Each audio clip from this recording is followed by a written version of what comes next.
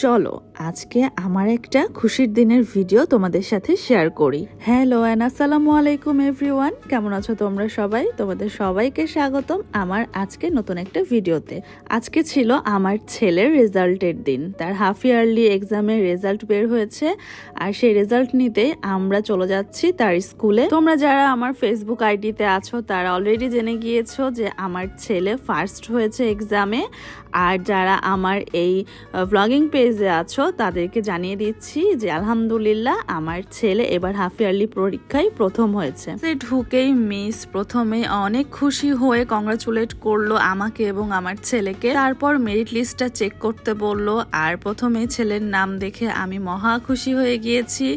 আর এরপরে যে খাতাগুলো দিয়ে দিয়েছে, তো খাতাগুলো ভালো করে চেক করে দেখছিলাম। রেজাল্ট নিয়ে মা ছেলে এখন মহা খুশিতে বাসায় ফিরে যাচ্ছি। ছেলে আমার প্রথম হয়েছে, এটা আমার কাছে অনেক বড় একটা গর্বের বিষয়, কারণ ছেলে আমার অনেক পরিশ্রম করেছে এবার, আর সে ভালো ফলাফলের জন্য রাত জেগেও পড়াশোনা করেছে। তার এই খুশির দিনটা সেলিব্রেশন করার জন্য তার বাবাকে কেক আনতে বলেছিলাম। রাতে বাসায় ফেরার সময় সে ছেলের জন্য কেক নিয়ে এসেছে, আর কেক পেয়ে তো সে খুবই খুশি। এইটা একদমই সারপ্রাইজ ছিল তার কাছে, মানে সে জানতো না যে তার বাবা তার জন্য কেক নিয়ে আসবে, আর সে কেক দেখে অনেকটা সারপ্রাইজ হয়ে গিয়েছে। তার এই অ্যাচিভমেন্টটা সেলিব্রেশন করার জন্য আমরা আজকে রাতেই বাইরে যেতে চেয়েছিলাম, কিন্তু আজকে তার বাবা বাসায় ফিরতে অনেক বেশি লেট করে ফেলেছে, মানে রাত 12টায় বাসায় ফিরেছে। এই জন্য আজকে আর বাইরে না গিয়ে বাসাতেই এই কেক কেটে আমরা সেলিব্রেশন করে নিয়েছি। বাচ্চাদের এই অ্যাচিভমেন্ট গুলোকে সেলিব্রেশন করলে আমার কাছে মনে হয় যে তারা সামনে আরো ভালো পড়াশোনা করতে বা যে কোনো অ্যাক্টিভিটিস করতে ওরা আরো উৎসাহিত হবে। মানে আমার ছেলে তার এই ছোট্ট অ্যাচিভমেন্টকে আমরা এইভাবে সেলিব্রেশন করেছি, এজন্য সে অনেক বেশি খুশি হয়েছে এবং সে বলছে যে ফাইনালে নাকি তাকে আরো বেশি ভালো করতে হবে। আর সন্তানদের সাকসেস মানে আমাদের বাবা মায়ের সাকসেস। আলহামদুলিল্লাহ সবকিছুর জন্য আল্লাহ তাআলা যেন আমার সন্তানকে এবং পৃথিবীর প্রত্যেকটা বাবা মায়ের সন্তানকেই ভালো রাখে। তো যাই হোক, ছেলে আমার খুব খুশি হয়ে কেক কেটে সে নিজেই কেক খাওয়া শুরু করে দিয়েছে। রেজাল্টের দিন তো বাইরে বের হতে পারিনি, তো পরের দিন রেডি হয়ে নিচ্ছি, কারণ ছেলের এত ভালো ফলাফলের জন্য তার তো একটা ট্রিট অবশ্যই পাওনা থেকেই যাই। তো আজকে তাকে নিয়ে চলে যাব বাইরে, তাকে ট্রিট দেওয়ার জন্য তার পছন্দের জায়গায়। এজন্য প্রথমে আমি রেডি হয়ে নিচ্ছি, আর আমি খুব মিনিমাল একটা মেকআপ করি সেটাই করে নিচ্ছিলাম।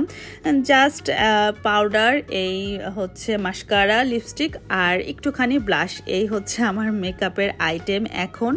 আগে আসলে অনেক কিছু দিয়ে মেকআপ করতাম, কিন্তু এখন সময়ের সাথে সাথে আর বেশি কিছু দিয়ে মেকআপ করতে ভালো লাগে না। তো খুব সামান্য হচ্ছে প্রোডাক্ট ইউজ করে আমি এখন মেকআপ কমপ্লিট করে ফেলি। তো এই তো আমার হচ্ছে মেকআপ রেডি, সাথে সব কিছুই রেডি, আমি রেডি হয়ে গিয়েছি, এখন বেরিয়ে যাব। তো বাইরে বের হওয়ার আগে মা ছেলেকে কেমন লাগে সেটাই দেখে নিচ্ছিলাম, আর ছেলেকে নিয়ে একটু মিরর ফি তুলে নিচ্ছিলাম।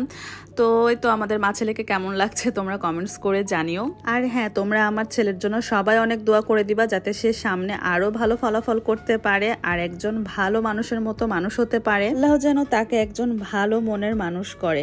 এখন চলে এসেছি আমার ছেলের অনেক পছন্দের একটা জায়গায়। একদিন ধরে সে বার্গার কিং করে পাগল হয়ে যাচ্ছিল যে তার নাকি বার্গার কিং এ যেতেই হবে। তার স্পেশাল দিনে তাকে বার্গার কিং এ নিয়ে এসেছি, আর এখানে এসে দেখি পুরো রেস্টুরেন্ট একদমই ফাঁকা। এত ফাঁকা রেস্টুরেন্ট দেখে আমি একদমই অবাক যে একটা কোনো মানুষও নাই এইখানে। এত ফাঁকা রেস্টুরেন্ট দেখে আমি প্রথমে আইডিয়াটা করতে পেরেছিলাম যে খাবারটা তেমন একটা ভালো হবে না, কিন্তু ছেলের যেহেতু পছন্দ তাই খাবার অর্ডার করেই দিয়েছি, আর ভাবলাম যে টেস্ট করেই দেখি যে আসলে খাবারটা কেমন হয়। এর আগে আমাদের বার্গার কিং এর কোনো খাবারই ট্রাই করা হয়নি, তাই এবার ভাবলাম যে এখানের এক্সপেরিয়েন্সটা কেমন হয় দেখি। এখানের এনভায়রনমেন্ট সম্পর্কে এখন একটু বলি।